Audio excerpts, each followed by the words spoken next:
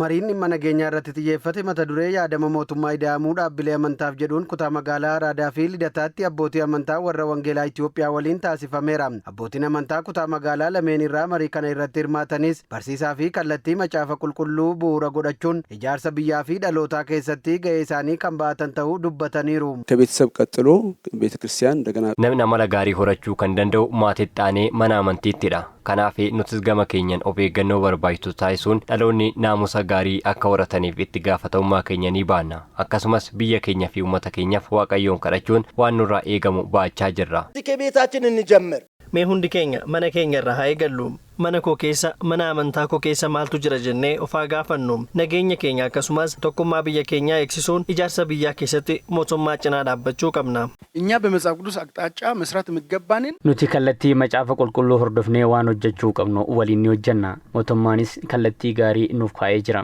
Akkuma kana dura waliin taanee hojii boonsaa hojjechaa turre. Kana boodaas misoomni hojjetamus nuufi ijoollee keenyaa fi waan ta'eef akka abbootii amantaatti waan dandeenyu ni deeggarra. በሀገረ መንግስት ግንባታ ሂደት ውስጥ waltajjii marii kana irratti adeemsa ijaarsa biyyaa keessatti ga'een amantoota warra wangeelaa sirriitti ka'eera. Barootan dabarsine keessatti wanta akkasii baratamaa miti. Namuusa ittiin wangeelli barsiifamus irraa hubanneerra. Gara fuulduraatti ammoo jabaannee waliin ni hojjenna. Kutaa magaalaa Lidataatti marii kana kan dursanii fi gaaffii abbootii amantaa warra wangeelaa kanaaf deebii kan kennan waajjira kantiibaa magaalaa Finfinneetti itti gaafatamaan hordoffii damee dhaabbilee obbo Mollaa Nugus ijaarsa biyyaa fi milkaa'ina akka biyyaatti argamaa jiru keessatti ga'een dhaabbilee amantaa olaanaa ta'uu ibsanii gara fuulduraattis mootummaan gaaffii dhaabbilee amantaa biraa ka'an deebisuuf kutannoon kan hojjetu ta'uu eeraniiru.